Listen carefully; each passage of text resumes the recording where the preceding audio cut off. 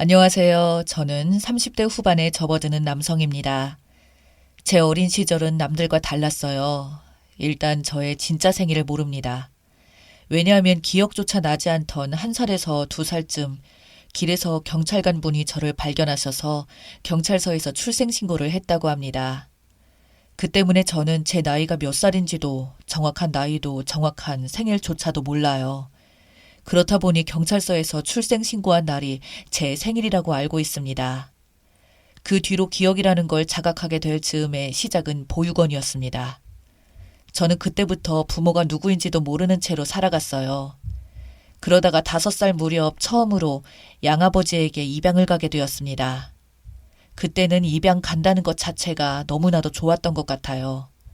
그 어린 나이에 아무것도 잘 모르지만 그저 저를 누군가가 필요로 하는구나 라는 생각이 들었고 그곳에서 정말 열심히 살으려는 노력했습니다. 제가 입양 갔던 그 집은 잘 살았던 부유한 집이었습니다.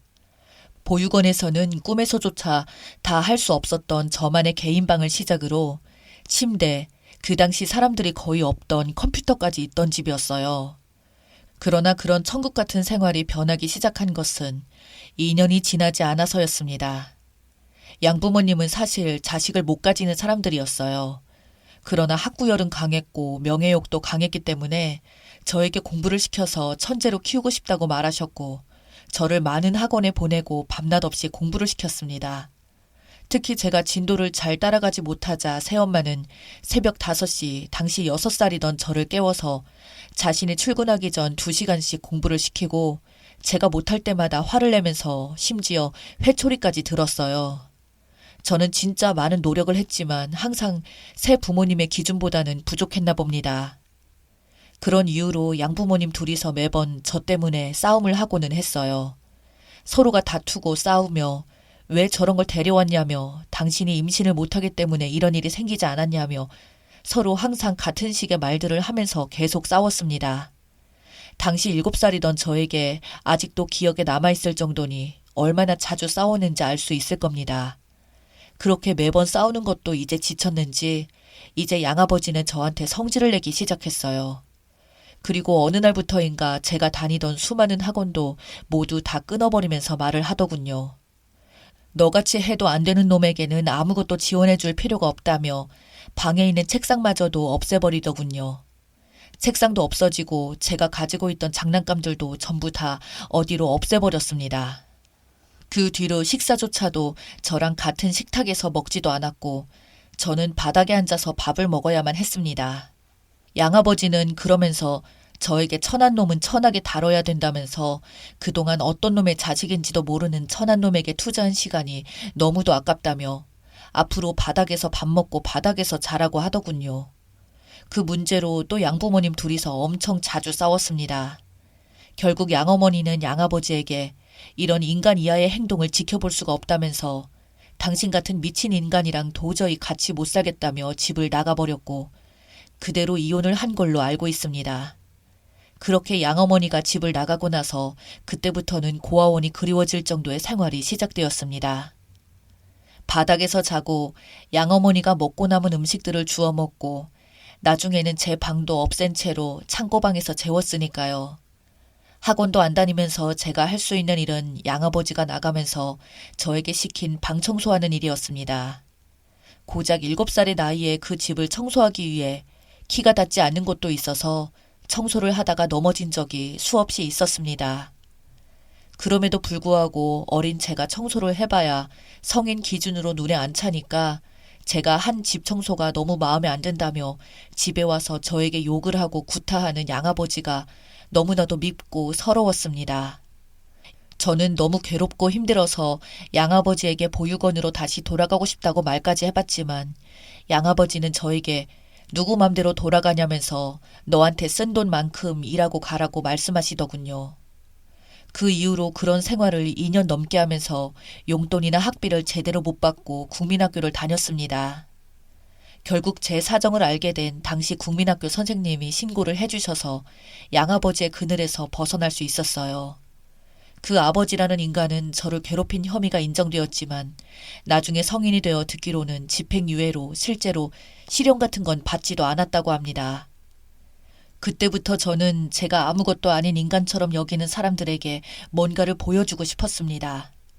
친부모에게 버려지고 양부모한테까지 버려진 제가 그 자리에서 마냥 주저앉았으면 그야말로 이 세상에서 쓸모없는 존재가 되는 거니까요.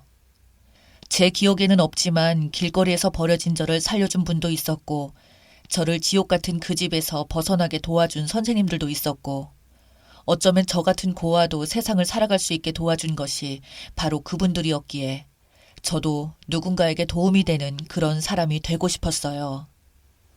양부모님의 집에서 공부를 못한다고 하면 구박을 받았지만 그건 양부모님의 기준이 너무 높았던 것인지 아니면 그곳에서 버려지지 않기 위하여 노력했던 습관들이 남아있어서 그런 건지 저는 공부를 하는 것에 엄청난 어려움이 있었습니다. 그때의 절박함으로 공부를 다시 열심히 시작하니 머리가 남들보다 썩 좋지는 않더라도 한 번 앉아서 공부를 시작하게 되면 5시간이고 6시간이고 움직이지 않고 공부에 집중할 수 있는 집중력을 가질 수 있었고 그것을 바탕으로 학교에서 괜찮은 성적을 받아서 상도 여러 번 탔을 정도였습니다. 그리고 중학교 때는 좋은 분들을 만나서 저에게 후원해 주시다가 입양까지 해주었습니다. 그리고 중학교 때는 좋은 분들을 만나서 저에게 후원해 주시다가 입양까지 해주셨습니다. 당시 저는 입양이나 사람들에 대한 두려움이 컸지만 그분들은 제가 초등학교 때부터 꾸준히 저희 보육원에 오시면서 저를 후원해 주셨던 분들이었고 저에게 관심이 참 많으셨던 부부였습니다.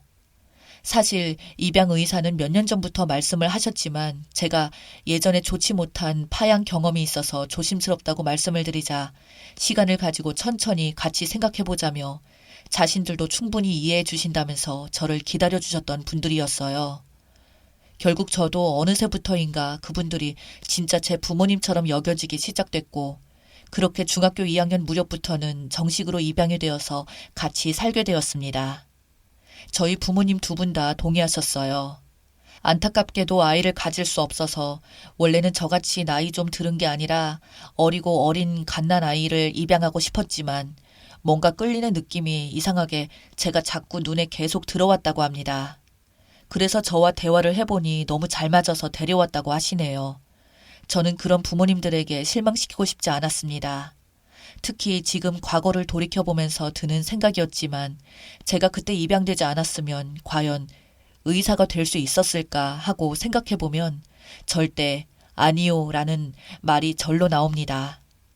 부모님 덕분에 의사에 대한 진로도 잡을 수 있었지만 초등학교, 중학교 공부는 혼자서 어떻게 했다 하더라도 고등학교 공부나 수능 공부 그리고 의대 공부는 제가 하고 싶어도 제 신분상으로는 절대 할 수 없던 공부들이었으니까요. 제가 열심히 하면 저도 부모님처럼 의사가 되고 싶다고 말씀을 드리자 저에게 하고 싶은 공부는 원 없이 하라면서 정말 뒤에서 무한정으로 지원해 주셨고 두 분의 경험이나 공부 방법들도 가르쳐 주시며 정말 저에게 축복 같은 일이었어요. 그렇게 20살이 되었을 때 의대를 진학할 수 있게 되었고 저는 드디어 꿈에 그리던 의사가 될 수 있었어요. 하지만 의사 일이 그렇게 마냥 행복한 일만은 아니었습니다. 제가 상상했던 것과는 다르게 학생 때는 공부할 것들이 너무 넘쳐났고 인턴이 시작된 제가 쉴 수 있는 개인적인 삶이라는 게 아예 없을 정도였습니다. 집에 들어간 날보다 병원에서 날밤 새며 자는 날이 더 많았으니까요. 거기에 좋은 환자분들도 많았지만 난동을 부리는 사람들도 겪으며 울고 웃는 날이 많았어요. 그래도 예전에 비하면 정말 아무것도 아니었어요. 공부를 못한다면서 버려졌던 제가 공부로서 가장 성공한 직업 중 하나인 의사가 되었다는 것에 저에게 크나큰 성취감부터 시작해서 자신감을 얻게 되었습니다. 그 힘들다는 인턴 레지던트 시기도 꿋꿋하게 잘 이겨내고 국내 대학병원에서 전문의로 일을 하게 되었습니다. 응급실에 있다 보면 정말 수많은 사람들을 보게 됩니다. 아파서 오는 아이들부터 사고로 인해서 다친 사람들까지 정말 다양한 사람들을 보게 되는데 그러던 어느 날 병원에서 대형 교통사고가 나서 갑자기 오는 환자를 한 명 맡게 되었는데 그 환자가 바로 예전에 어릴 적에 저를 입양했다가 수년 동안 착취하며 괴롭히고 파양시켰던 양아버지였던 겁니다. 병원으로 오게 된 사유는 음주운전을 하다가 사고를 내고 병원에 실려왔다고 하는데 순간 정말 어이가 없더군요. 저를 보자마자 양아버지는 저에게 제발 살려달라고 싹싹 빌더군요. 여러 가지 검사 결과 본인이 사고를 낸 사람치고는 다친 곳도 거의 없었습니다. 오히려 사고를 당한 쪽이 유독하였는데 그 와중에 양아버지라는 인간은 저를 알아보지 못하고 그저 싹싹 빌면서 별로 다치지도 않은 사람이 자기 죽는다며 오로지 자기 안위만 챙기는 양아버지를 보니까 저 인간은 원래 이런 인간이었구나 라는 생각이 들었어요.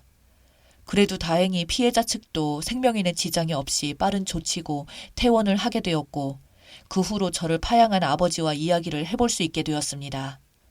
제가 이것저것 개인적인 걸 물어보자 의사 선생님이 갑자기 왜 그런 걸 물어보시냐고 의아해하면서 저를 쳐다보시더군요.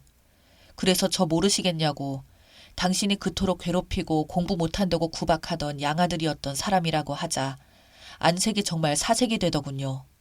저는 그런 양아버지에게 당신이 버린 덕분에 내가 이렇게 의사가 될 수 있었다고 말하자 갑자기 제 멱살을 틀어주고는 반대로 저 때문에 자기 인생은 모두 망했다고 합니다. 저를 입양해서 이혼도 하고 사업도 잘 안 되고 모든 것이 망했다고. 이제는 음주운전으로 기소까지 당하게 생겼으니 망해도 정말 완전히 망한 수준이었어요. 그래서 저는 양아버지에게 당신 같은 인간을 보면 정말 한 대 때려주고 싶었는데 지금 보니까 그렇게 때릴 가치도 없을 만큼 인간이 망가졌네요. 지금 모든 게 저 때문이라고 말하는데 잘 한번 생각해 보라고. 저 때문이 아니라 당신이 모든 걸 그렇게 만든 것이 아니냐고 말해줬습니다. 공부 못한다고 아이를 버리더니 그 아이가 의사가 된 기분이 어떻냐고. 당신이 기분 내키는 대로 했던 행동들 때문에 결국 떠났는데 왜 나 때문이냐고 화도 내지도 않고 담담하게 묻자 양아버지는 그 자리에서 울면서 그때로 돌아가고 싶다고 말하더군요. 그 이후로 그 인간 소식을 들은 적은 없습니다. 그저 세상 참 넓고 좁구나 라는 생각이 들더군요. 두 번 다시 제 인생에서 나타나지 않을 거라고 생각했던 그 양아버지라는 사람과 그런 식으로 마주칠 줄도 몰랐고 그렇게 잘 나가던 사람이 저렇게까지 한순간에 망가진 채로 살 줄도 몰랐네요. 그 이후로 제 마음의 모든 짐은 내려지게 된 것 같습니다. 제 이야기 들어주셔서 감사합니다.